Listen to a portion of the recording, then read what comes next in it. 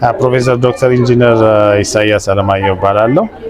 አሁን እዚህ ያለሁበት እንትን ላይ በአብዛኛው ፕሮጀክት ዳይሬክተር ሆኜ እና ፕሮሞተር ሆኜ ነው ያለሁት። ይሄንን ሜይንሊ የሚሰሩት የባዮሜዲካል ኢንጂነሪንግ ዲፓርትመንት ስታፎች ናቸው። ፎከሳችን ኒዮናታል ሄልዝ ላይ ነው።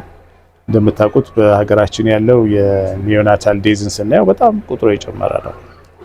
ይሄ በተለያየ ቦታ ሊለያይ ይችላል። ኦን አቨሬጅ ግን ከ20% በላይ ከ20 ዴዝ በላይ ከ1000 ህጻናት ውስጥ ላይቭ በርስ ውስጥ ያለ ነውና ይሄ ፕሮጀክት ማለት ኮንትሪቢዩት የሚያደርግ ነው ሚኒማይዝ በማድረግ ኒዮናታል ዴዝን። እዚህ ላይ የተሳተፉት የቪዩቢ የቤልጂየም ዩኒቨርሲቲ ፓርትነር አለን፣ ጂማ ዩኒቨርሲቲ ያለን። ጂማ ዩኒቨርሲቲ ደግሞ በጣም ያንግስተር የሆኑ ኢንጂነር ድራርቱን የመሰለ የኛ ተማሪዎች የሆነች ግን ብዙ ክሪኤቲቭ ማይንድ ያላትን እሷን ይዞ እየተሰራ ያለ ፕሮጀክት ነው። አም ሹር ይሄ ፕሮጀክት እንደ ሀገር ትልቅ ኢምፓክት ያለ ነው። ዛሬ ደግሞ ትምህርት ሚኒስቴር ከጤና ሚኒስቴር ከኤፍዲኤ እና ሌሎች እንግዶች በተገኙበት ኢናጉሬት ነው ያደረግነው። ስለዚህ እንደ ጂማ ዩኒቨርሲቲ የያዝነው ኮሚኒቲ ቤዝ ኤጁኬሽን ሪሰርች ላይ ፎከስ ያደረገ አንዱ ልናመጣው የምንችለውን ኢምፓክት በተሻለ የምናሳይበት ላቦራቶሪ ነው። ቴዎድሮስ በላይ ይባላለሁ። በጂማ ዩኒቨርሲቲ በጂማ ኢንስቲትዩት ኦፍ ቴክኖሎጂ የባዮሜዲካል ትምህርት ቤት ዲን ነኝ። በአሁኑ ሰዓት በትምህርት ቤታችን ውስጥ በተለያየ የአንደር ግራጁዌት እና የፖስት ግራጁዌት ፕሮግራም ይሰጣል።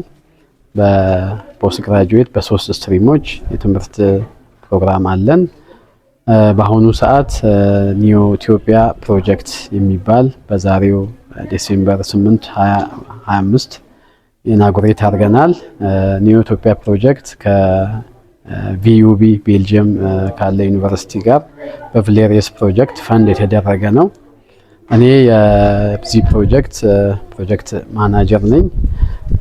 ፕሮጀክቱን ከመምራት ከማደራጀት እና የፕሮጀክቱ ዋና ዓላማ የሆነው ኒዮናታል ሜዲካል ዲቫይስ ሞኒተሪንግ ላይ አፎርደብል በሆኑ ወይንም በአካባቢያችን ከሚገኙ እቃዎች በመነሳት ለሩራል ሴቲንግስ ላይ ሊሰራ የሚችል ሊጠቅም የሚችል ሜዲካል ዲቫይስ ዴቨሎፕመንት ስቴጅ ላይ ነን።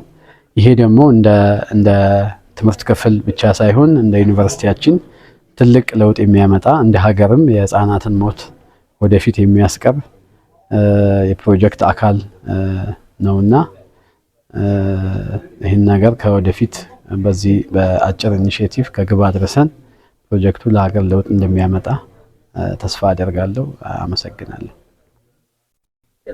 Okay, so I'm Bruno da Silva. I'm professor at the Electronics Informatics Department at the University of Brussels in Belgium. And I collaborate with Jima University on development of affordable device, sustainable device, and reliable device for neonatal monitoring. We are bringing a technology that we have been developing for more than 5 years through our open source, open hardware platform, which is an educational platform that we use to train the engineers of the future, and also to even convince the youngest to go through the STEAM activities and research lines in order to bring innovative solutions for common problems. But sometimes common problems need specific solutions and tuned for the local needs. Because sometimes solutions which are developed in different countries, they don't work, they are not designed, and they totally fail once they are bringing to different environments, and they demand perhaps a totally different type of skills. So our work is to develop together with Jima University solutions for the case of neonate mortality in Ethiopia. The next plan is to sit together and start co-designing and tuning the solutions that you need based on the knowledge that we have, and then building together something that has impact on society. So if you can start saving lives literally through the technology, that would be the best reward that you can get. Okay, thank you. Level agenda, and the attention given is huge, so standards are set. Even the private incubation centers are also coming. And there is a huge opportunity to collaborate, to work with together. And so let us work hard, keep shining. And as for me, the greatest success is to see you prosper, to see you shine in these initiatives, in these innovation activities. So I thank all partners, I thank all staffs, I thank Herat. She's a mother, excellent staff of finance. So I encourage all others to follow her model and do the best they can for the institution, for their country, for themselves. And our partners from BUB and the Flemish, the wider Flemish region and Belgium, you are our strategic partners. Long-term collaboration, over 2 decades now, counting. So let's keep working together. Let's explore new areas of collaboration. Let us grow to the world together. Thank you everyone for making this event so successful. Thank you all those partners, guests, esteemed partners who have come here. ስሜ ደራርቱ ደረጀ ይባላል። በባዮሜዲካል ምህንድስና ትምህርት ክፍል መምህርት ነኝ። አሁን ደግሞ ኒው ኢትዮጵያ ፕሮጀክት ሊድ አደርጋለሁ። ኒው ኢትዮጵያ ፕሮጀክት አሁን አዲስ የመጣ በቪለር ፈንድ የሆነ ነው። ቪለር ሰፖርት ነው የሚያደርገው። አላማውም ትሬኒንግ፣ ሪሰርች እና ኢኖቬሽን ኤንድ ዴቨሎፕመንት የምንሰራበት ነው። ስፔሻሊ ደግሞ ህጻናትን ኒዮኔትን በተመለከተ ዲቫይስ ዲቨሎፕመንት አለው። ኒዮናታል ሞኒተሪንግ ሲስተም ዲቨሎፕ እናደርጋለን፣ ትሬኒንግ እንሰጣለን፣ ሪሰርች እንሰራለን። ኢኖቬሽን ኢንክሉድ አድርጓል፣ ዲቨሎፕመንት ኢንክሉድ አድርጓል።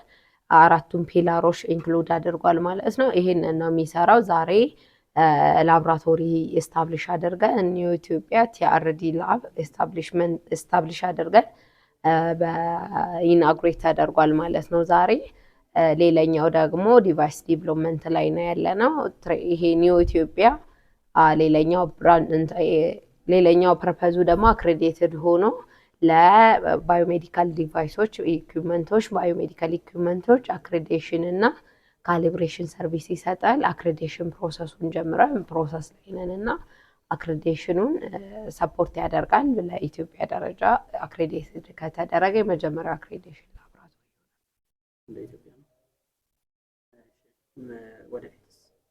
ወደፊት እንግዲህ ፕሮጀክቱ ለ2 ዓመት ይቆያል። አክሬዲቴሽን አንደኛው ፐርፐዝ ራሱን ፈንደሩ ሲወጣ ራሱን በራሱ ሰፖርት እንዲያደርግ አንደኛው ስትራቴጂ ነው። ስለዚህ አክሬዲትድ ከሆነ ሰርቪስ ይመጣል። ሰርቪሶች ሲመጡ ቢያንስ ላብ ውስጥ እንትን የሚልበትን ሰርቪስ ፊዎች ይኖራሉ።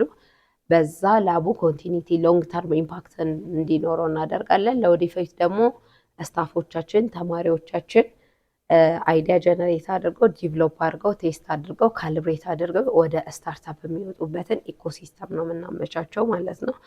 ስፔሻሊ ሄልዝ ኬር ቴክኖሎጂ ላይ፣ ሜዲካል ዲቫይስ ላይ ሞር ፎከስ አድርገው የተለያዩ ግራንቶችን አምጥተው እንዲሰሩ ይሄ ላብ ምቹ ይሆናል ማለት ነው። በዚሁም ጤና ሚኒስቴር ሰፖርት እያደረገ ነው። ትምህርት ሚኒስቴር ሰፖርት እያደረገ ነው። ኤፍዲኤ እና ግራንድ ቻሌንጅ ኢትዮጵያ ሌሎች ስቴክ ሆልደሮችም ሰፖርት እያደረጉ ነው። ጅማ ዩኒቨርሲቲም ሊደርሽፑ ሰፖርት እያደረገ ነው።